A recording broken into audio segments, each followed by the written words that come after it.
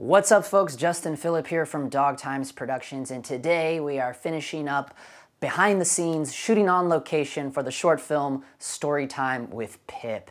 Now, you'll notice in here, you'll see that this was back when I was still using the old school DIY SSD, the SATA to USB-C SSD. I don't want you guys to freak out. I don't want you to think I'm still shooting with that drive.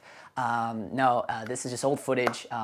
This was back before it started failing on me. If you don't know what I'm talking about, I did a video on this. Kind of a little bit of a controversial video. So controversial that it led me to leave about 6 Facebook groups.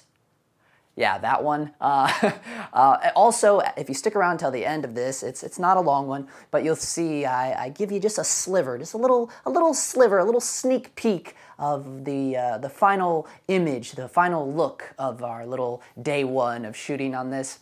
And so yeah, I hope you enjoy this. Stay tuned because later videos coming out, we will be doing day 2 of this little short film. And day 2 is not a lighting tutorial because we shot it all outdoors, all exterior shots using natural light. So not really a lighting tutorial, but a pretty cool behind the scenes video. Shot it all in the Pocket 4K, just like day 1, except I shot it for about 5 hours on the fly cam. So got a good workout that day and just using ND filters and natural light with the Sigma Art lenses. Look forward to that coming in the near future. In the meantime, enjoy the end of day 1 here and we'll catch you next time. Okay, so here you can see what's going on. This is the set actually. Right here where she sits, you have all this in the background, really cool stuff. Here's my fill light right here, the Kino Diva 200. I have that at a 1.4. And here is my key light. It's essentially a Kino Diva 4 bank, and that is set to a 2.8. Okay guys, so now what I was talking about, putting in that little kicker light, I'm gonna use my little trusty little Aperture Amaran 198. And how I'm going to do that is, since this one's salt and peppered, this one's daylight, I'm probably going to do this one, leave it tungsten, just so I have a different little bit of flavor going on. A lot of people don't like to do that. If you're watching a lot of like beginner tutorials in cinematography, they'll be like, don't mix your color temperatures. But as you get more well versed in it, it's really when you start having more fun is when you can start mixing color temperatures. So, you know, it's good to learn the rules, but it's even better to break them. Okay? So as you'll see here, this is just running off of a huge 950 NPF Sony battery, which is kind of the trend for all LEDs, Atomos monitors, recorders, other kinds of monitors. And of course my Atomos power station. If you guys haven't seen that video, you should check it out. It's how I power my BMPCC4K. I got a crab clamp on this, and I'm going to crab clamp it to a little shelf over here. And now to get the proper reading on this, I'm going to have to kill both my lights. So I'm killing, it's going to go completely dark in here.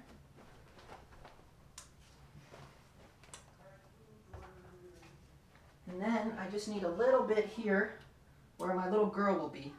Now you see, this is probably going to need some black wrap and to flag it off of hitting her. Because now, to get a proper reading on a backlight, you spot meter it. So I did an incident reading on my key and also for my fill because I was able to turn the key off. And now I'm going to spot read for the background light. So to do that, I use my light meter app. Now I'm going to stand over here and I'm going to spot read off of where it's going to hit. And it's going to hit right there somewhere. Now I need to set it at the proper 400 at a 148 shutter. This is a little different than the Cinemeter 2 app. Now it's giving us a 1.2.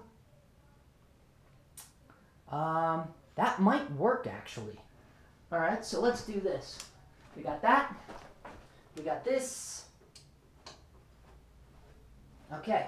Now, another thing I've noticed that's been, some people have seen me doing these lighting tutorials and they've been saying, oh, that looks bad, that's ugly, you're doing all wrong. But if you're watching the lighting through this camera, meaning the GH5, meaning the behind the scenes camera, obviously it's not going to look right. I'm not doing all this work for the behind the scenes camera. You have to wait and see what it's looking like in the actual cinema camera. Because I've gotten some weird comments, and I've deleted them because I'm like, well, you guys aren't paying attention. It's not making sense. Okay, so now here I'm going to give you some shaky handheld footage of what is going on. Okay, here's our set. Oops, my light bright turned off. I got to turn this bad boy back on. There we go. It must be on a timer or something. Okay, I thought I saw some flickering coming out of my aperture light. So this essentially is our set. Now again, this is not set for this camera. Okay, now here you'll see my little aperture light. Here's my aperture light, crab clamped right there, giving us a nice 1.4 background kicker light.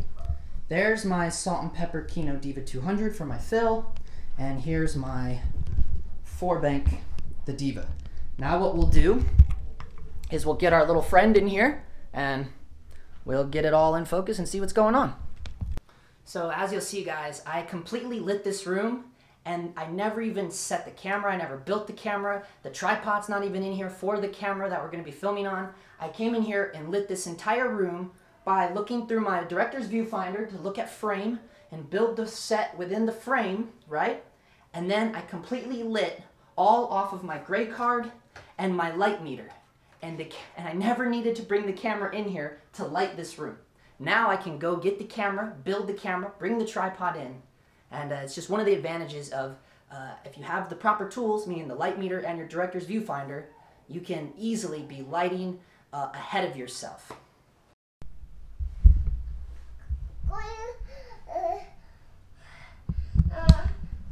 Bears made up one of them was 200. Oh, you gotta stay in the thing bag or the camera can't see you anymore.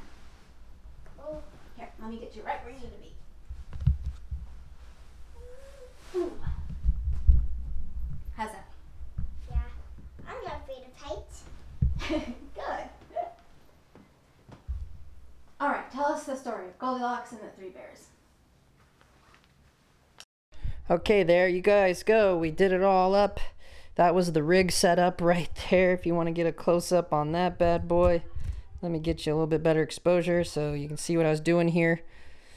That's the Tascam DR60D Mark II. I didn't end up using that. There was some noise humming in, so I just went directly into our XLR port on the BMPCC4K.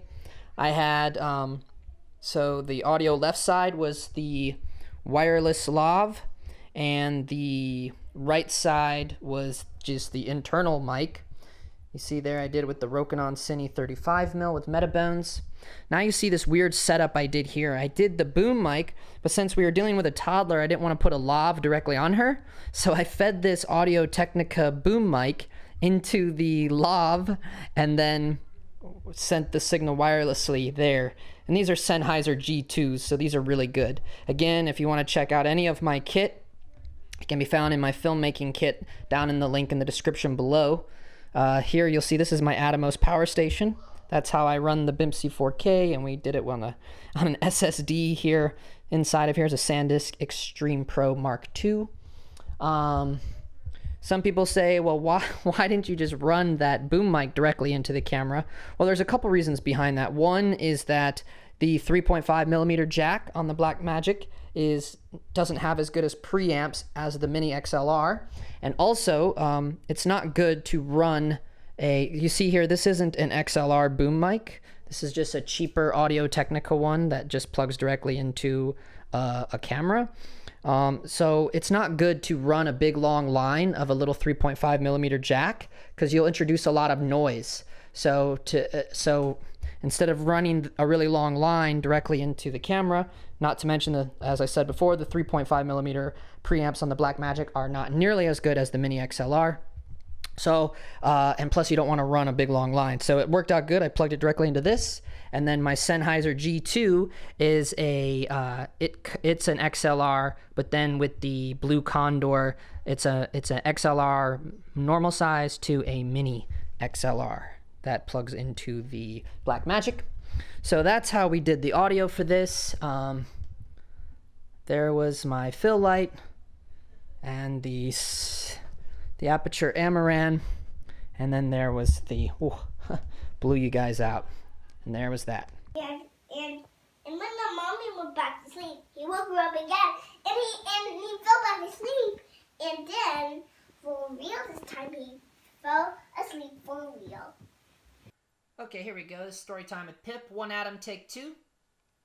All right, let me get her in focus. And this is Penelope the Brave. Once upon a time, there was a brave girl named Penelope.